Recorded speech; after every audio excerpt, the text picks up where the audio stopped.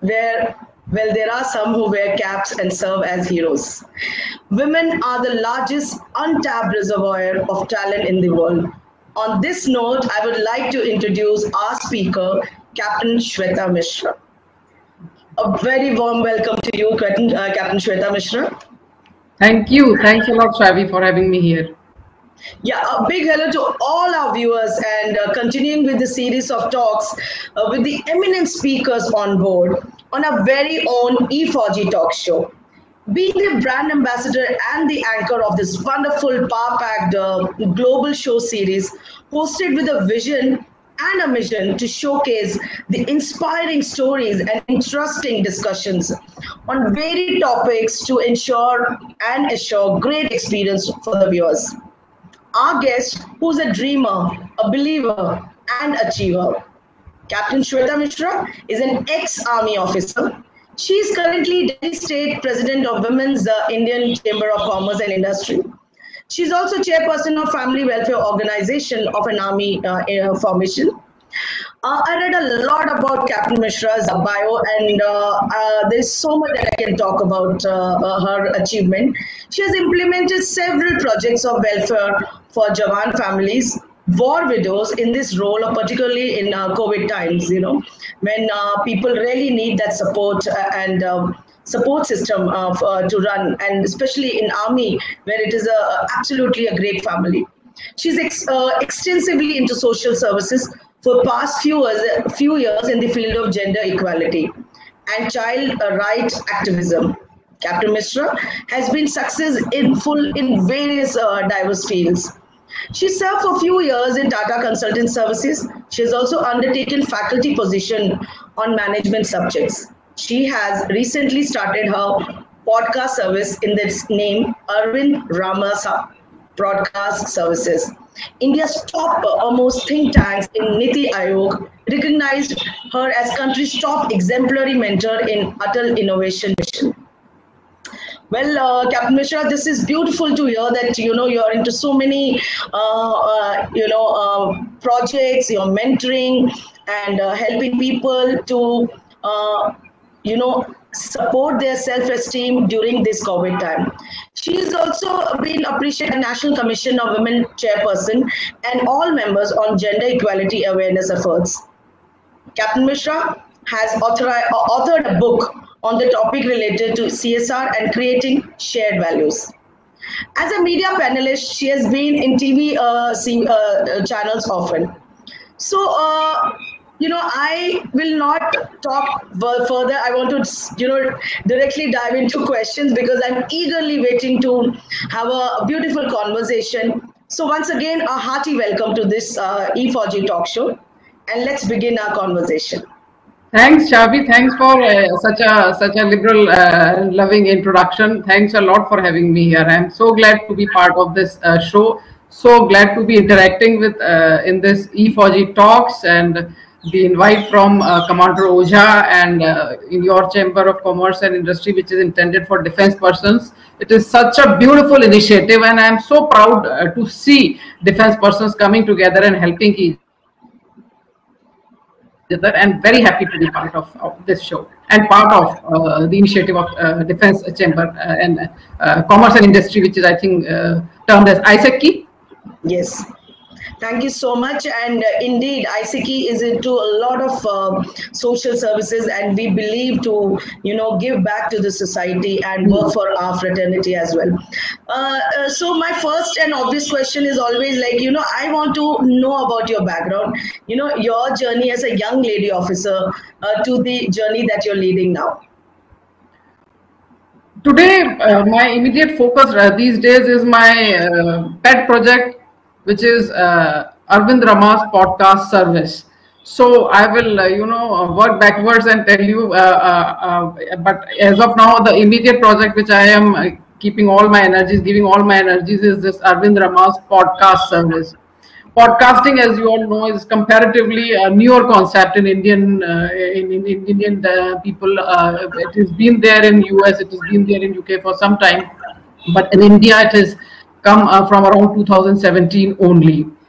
And podcasting, basically, I'm sure everyone knows it's only audio only forum wherein you are not sharing your videos, but you can be sharing all your audios. Just like in YouTube, people can create their accounts and share their YouTube videos. As a podcaster, one can create their podcasting account and share their audio files or audio interviews or whatever audio opinions they have. So I was very mesmerized with this concept of podcasting, and from 2017 itself, I had been blogging about it, how to go about it, and all. So last year, when this lockdown happened, when this COVID-19 happened, March, that's when I had all the time, and that's when another thing happened was that people were sitting in their houses wanting to connect with others, family members, school kids, political people trying to reach out, or help agencies trying to reach out. So there were so many people who were trying to reach out each other, and that's when this requirement of this podcast service, to my mind that I have been reading about it, I have been blogging about it. Why not start my own podcast? So that's when I initiated my Arvind Ramas podcast service and created a forum wherein, to begin with, first was management of simple topic, management of kids at home by housewives. Certainly, there was all kids sitting at home and mothers had to attend to them, their schools also, household chores also, they're keeping them busy, food. So many issues came up which were never there. And a young lady who's a mother for 2 years, 3 years, and she's just in her 20s, learning to cope with things with her work and all. She was not able to, these ladies were not able to share their ideas. So listening to other lady, how she is managing kids, how she is managing food aspects, how she is managing her household chores, their interviews were taken in my audio channel. And those interviews were clubbed together, broadcasted, and suddenly there was everyone listening to it and everyone wanting to participate in it. So this worked with me.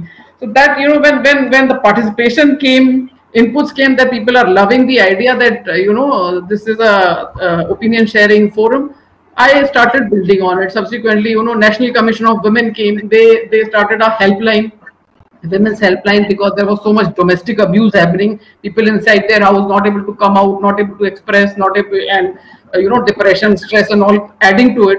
So at that time, National Commission of Women came up with a women's helpline, and they didn't know, they had forums from where they could tell people, ladies, about that helpline. My podcast also happened to be one of the channels. So one of the members from National Commission of Women came. She told about why domestic abuse is happening, what can be done by ladies if they are facing it. These are the helplines, how they can be helped.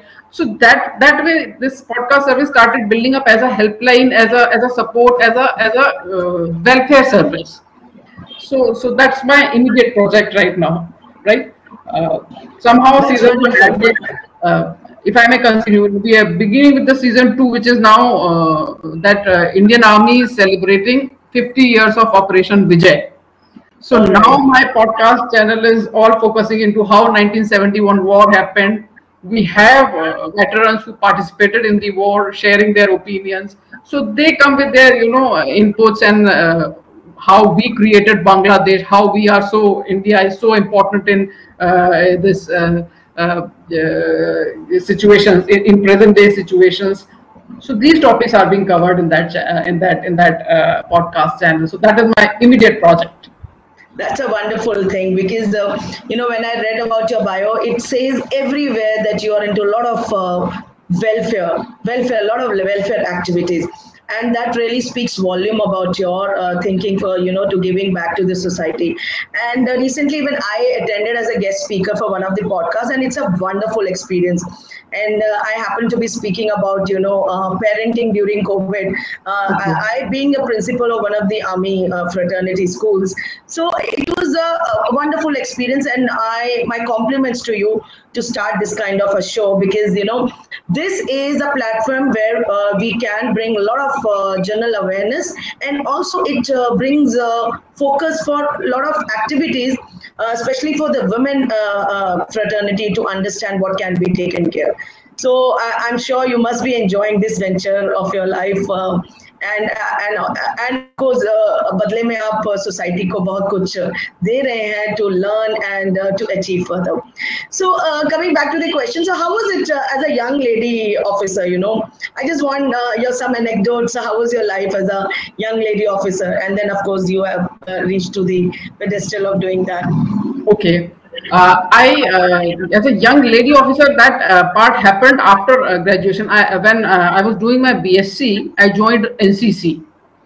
Okay. And it was just, a matter of chance. One of my friend took me, let us do something other than, graduation is not much of a pressure. Let us do something which will be fun and all. So I went with my friend and joined NCC. So after having attended few camps, I realized that people were appreciating my march past, my entire best cadet turnout and all activities. And then I ended up having achievements also in NCC. Yes, I read that. Yes, that's a wonderful thing. I would like you to share that as well. So yes, that I was blessed to have have had those opportunities there and have had the right training and everything. So got the opportunity to be the parade commander on Rajpath on Republic Day with President R. Venkatraman taking the salute from the dais, and for commanding and leading the NCC girls contingent was a matter of huge pride for me. Commendable, and, absolutely commendable. Yes. So yes, so that kind of obviously built that love for uniform, that respect for uniform. So much I got in returns for having put in little effort by making myself best and in the competitions, and so much respect and so much love and such achievements of being All India Best Cadet and all. So that obviously made me think about joining the forces. Yeah. So obviously. So that is how I, after graduation, applied for Air Force and Army. Okay, so it's a common. Yeah. Now, interesting part is my Air Force. That part that I appeared in Air Force interview was in news recently when Gunjan Saxena movie was released. Yes. When I appeared in the exam. You know what? I appeared in the Indian Air Force exam. I was selected along with 5 other ladies. But then after having selected interviews and all, probably Indian Air Force realized that the infrastructure within the Air Force setup is not yet ready to take women officers. So then that letter came that you apply again next year. We are unable to accommodate and start off with the training. So that incident happened. It was a shocker for me, certainly at that point in time as a young 20-21-year-old girl.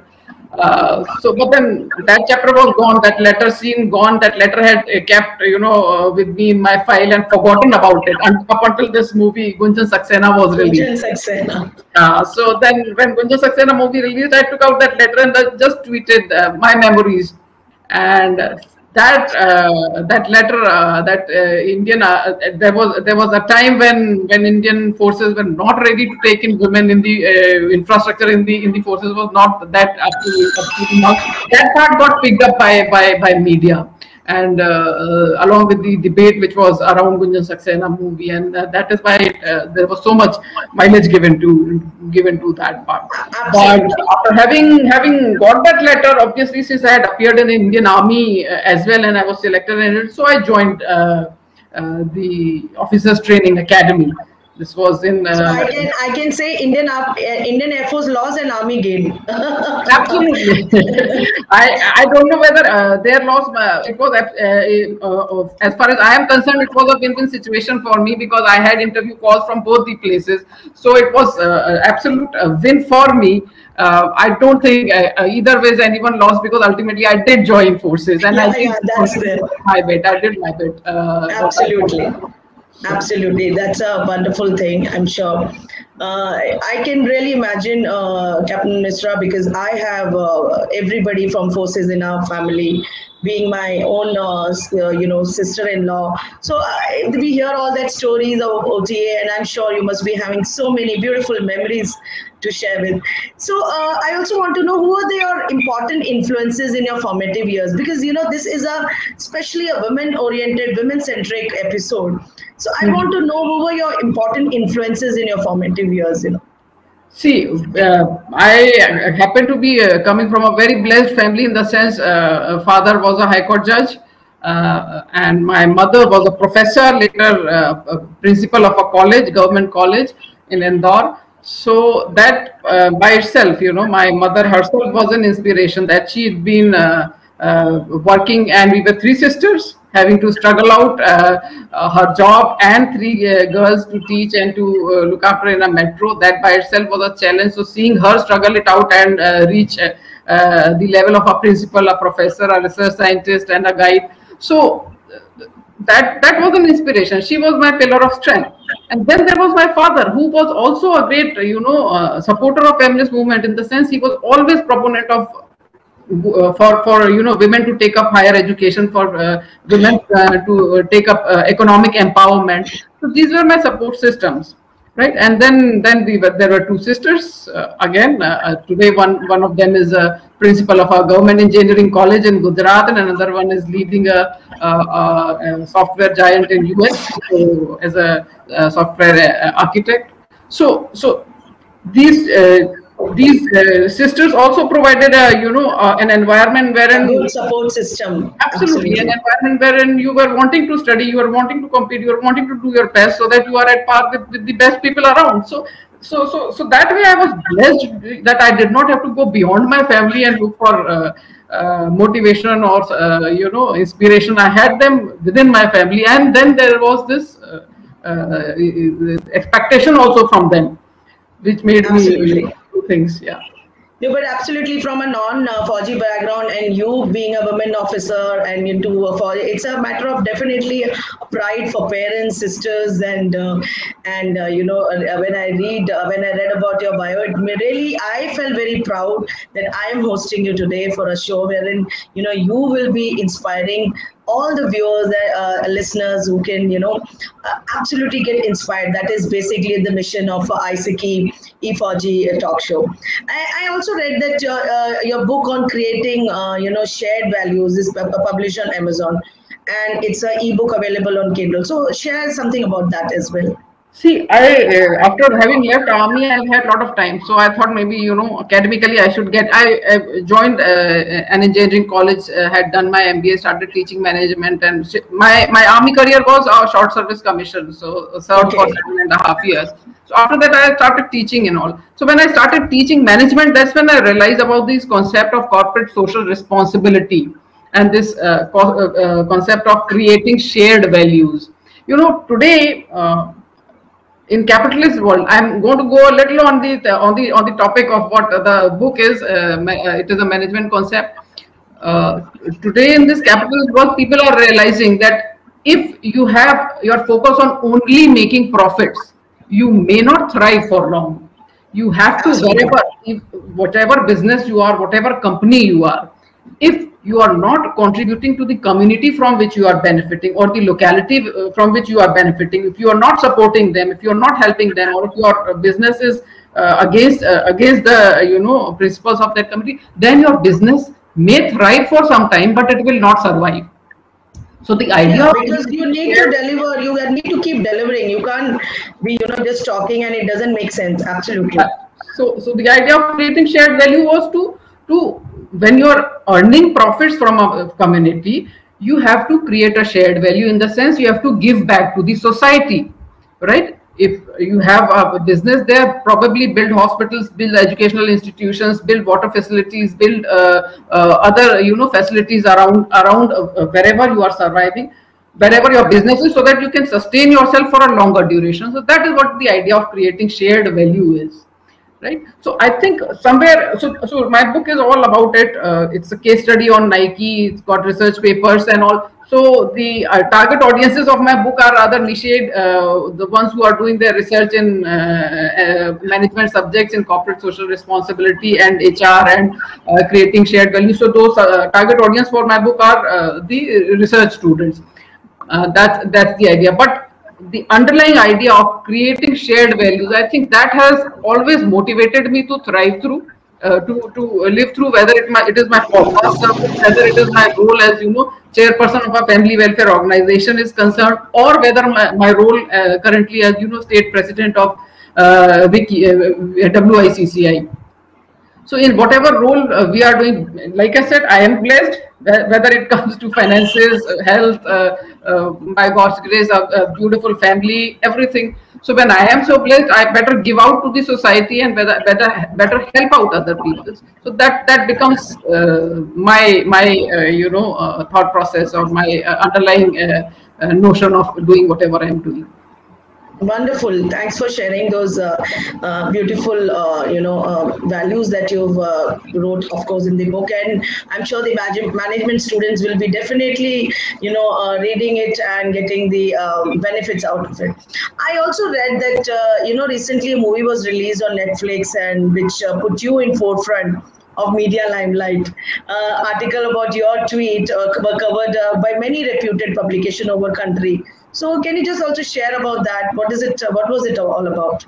About the Gunjan Saxena movie, I just referred to the movie. Yeah. Projected a lady officer, and the movie projected her activities, and it was quite an uproar that the movie has projected Indian forces in a negative light, and somehow a part of me felt that when the movie was projecting Gunjan Saxena, the person who was taking the lead role, the movie was trying to show what issues a woman faces when she's joined the forces. And somewhere I think I related at many places that infrastructure facilities, the behavior of people around was a little bit, they needed a little bit more of tuning, an adjustment to have a woman around.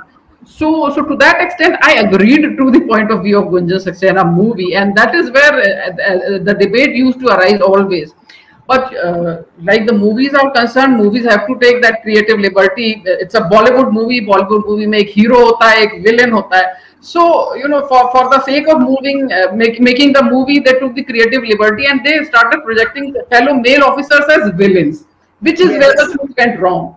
The fact that the infrastructure is not there, the fact that the ladies are new in the surroundings is good, was right. That they were facing issues was right. But that other people were villains was wrong, right? So and that part has been now the latest Supreme Court ruling that has come regarding permanent commission of women in the armed forces. That part has been considered in that Supreme Court ruling. Supreme Court ruling has given us narrated a story. If you read out that judgment, the Supreme Court judgment, which is Justice Chandrachud ne judgment diya hai, which is latest last month it has come, and in that the judgment itself has one page of story. वो story है जो हम पढ़ते हैं अपने बच्चों को पढ़ाते होते हैं. That one page of narration of that story. The story is about when a fox invites a swan, एक बगुला को for a dinner. And when the fox invites the swan for dinner and serves the pudding in a plate, right? The swan has got a beak. The swan is not able to eat that pudding from the plate, but the fox is able to eat the pudding from the plate because of the making of the physiological this thing. So that is the narration in the Supreme Court judgment. Yes. And in that judgment, Justice Chandrachud has equated, that it is something like it is male-dominated forces, and women have been given the chance to join forces as officers, but the facilities, the infrastructure, the policies, the rules, regulations have not yet been made in accordance to their requirements. So that way they equated lady officers to swan in his judgment. So see, the point is the induction of women in the Indian Army is by itself, it is a huge step forward towards gender parity. That by itself is a huge step, and then subsequently it is an evolutionary process. It can't happen that first day they join and everything is at parity. No. So over there, that they have joined, that they have completed 5 years, great achievement for a country like India. That they have got permanent commission now is a huge achievement for a country like India. We've taken a giant leap in the in the direction of gender parity, women empowerment, which other countries have not. So we already are leading other countries in that sense. But then everything is equal is a wrong statement. That there is no glass ceiling will be a wrong statement. So that's a wonderful. That's wonderful, Captain Mishra, because at times Bollywood do take the liberty of showcasing army or the defense fraternity in a wrong manner. And if you see, they are earning a lot by using our heroes. So I mean, they have no business to showcase or put us in a wrong frame of the mind for the youngsters who will. Absolutely. So that's a wonderful. I can say a wonderful. मोहिम कह सकते हैं जो आपने उठाई and उससे बहुत फर्क पड़ा है. At least the image is not will not get tarnished the way it was projected. So that's wonderful. And I also read that during the Oprakram you had definitely got many appreciation letters during the Kargil War, and you have shown that that women can serve an army and excel. And then what was the exact landmark? The Supreme Court created a national steer which women in defense service did make a difference for all of us. So what is your take in that? Do you think abhi jo judgment abhi passed हुई for the permanent commission, it's definitely a landmark for the women fraternity in the forces? Bilkul. Abhi, I had given an interview on 1st of January to BBC World, and in that they said the world is so gloomy.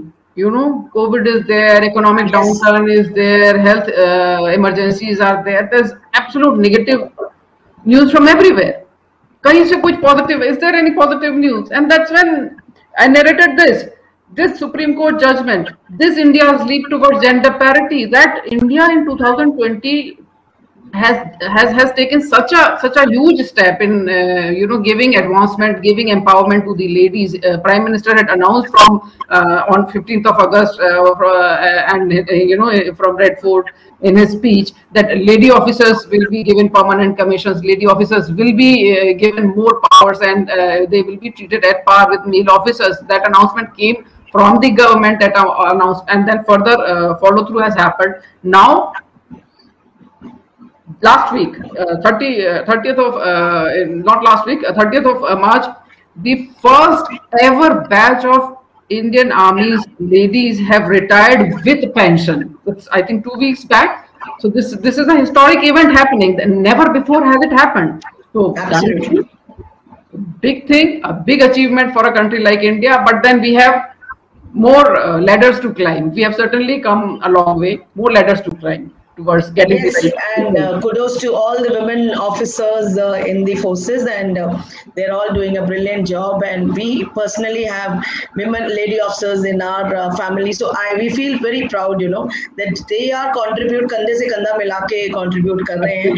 I mean, I always used to tell my husband when he was commanding, he had 8 lady officers. I said, you are rich, that is the best part, because there is so much of positivity that we can work, hum bhi barabari mein kaam kar sakte hain. So that's a beautiful thing that you have shared. I want to talk a lot, but being the paucity of time, I would like to ask one last question.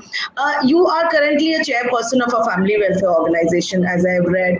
So can you share your role and welfare services that you extend in your capacity? See, Army is a beautiful organization. As Army wife, we have to take on the responsibilities at times of the Jawans' wives. As a chairperson of family welfare organizations, sometimes times like COVID, where responsibilities become all the more critical. When these were the times when we saw that there were young girls who were young ladies, Jawans' wives, they were pregnant, and there is since lockdown has happened, no one can come from home. They are not able to express. Husbands have gone out to help to the they are COVID warriors helping out others. So no one at home, they can't express. So that is the time when a family welfare organization comes forward. Go interact with them, help them. You want a vehicle to go to military hospital, we will give you. You want support once the baby is born, immediately a young lady does not know how to take care of. mothers usually in Indian culture, it is there that mothers or someone from the family joins in, mother-in-law joins in to help the lady with the baby. That was not we were not able to do that. The families were not able to do that. They were not able to come and help because of the lockdown and because of this transport facilities and all had stopped because of COVID. So then we ended up being the family. Go support, drop for babies needed, go help them. The lady, baby needs immunization, help them with the immunization person coming at home. So those are the small activities at our level which we initiated so that life of each person, particularly the wives of Jawans, were comfortable. This is the time when we, in army formations, we have vocational training courses. And it's COVID times. You're not supposed to come out from the house. You are supposed to stay at home. So then the concept of stay-at-home vocational training courses came up, right? So then we conceptualized topics and curated courses wherein making whatever expertise we had within ourselves, making small videos, sharing with them, then helping them out with that. I personally, being an ex-army officer, I created a video for the children of those who were in 11th, 12th and doing their graduation, how to join army, how girls can join army. These videos were made in which all procedures were explained, how to appear for SSB, what topics to study, and how to prepare for the entrance exams and all. So those small academic videos or entrance exam videos were prepared by us. So that children of JCO, the other rank personnel can get help with their mobiles, because mobiles were one thing which were a support system at this point in time. This was the only thing that was linking us with the world. So we could reach out through mobile with these activities. So those were my role as chairperson Family Welfare Organization during COVID times and these times.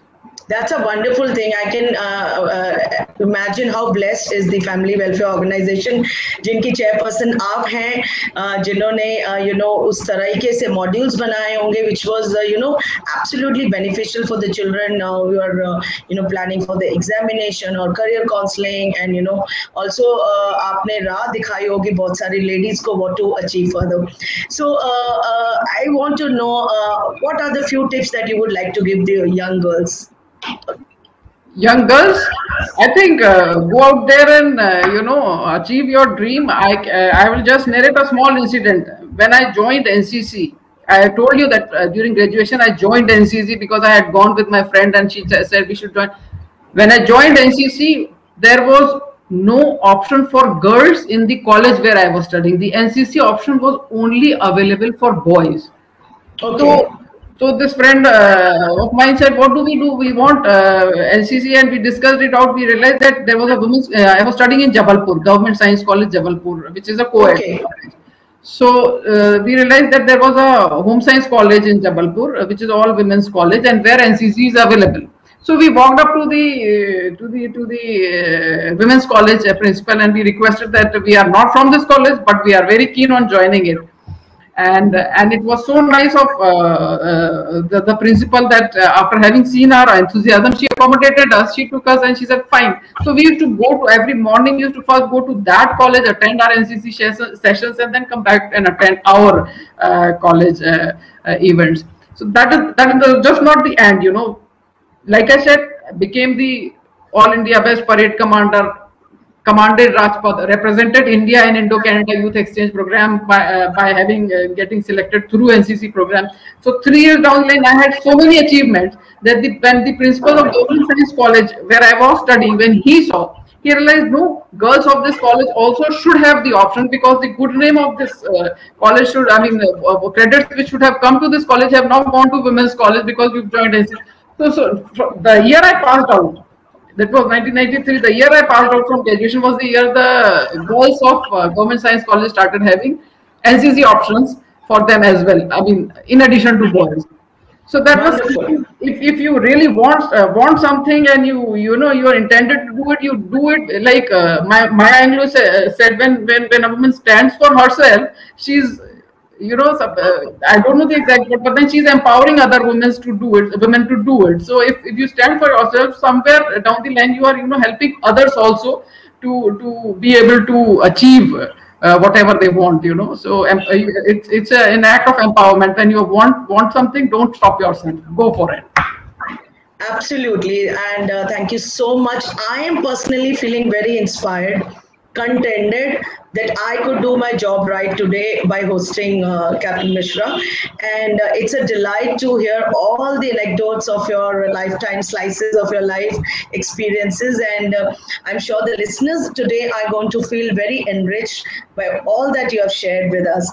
And, for you, all, I want to say that there is no limit to what a woman can accomplish. And you truly deserve every bit of appreciation. Thank you so much. And it was my honor to host you, Captain Shweta. And I'm looking forward for more conversation in times ahead to come. Thank you, Shavi. You are such a lovely host. It was so nice having you. Made it so comfortable to have interacted and expressed myself. So thanks a lot for being a great host. And thanks a lot again for having me in ISECI. Thank you so much. Thank you.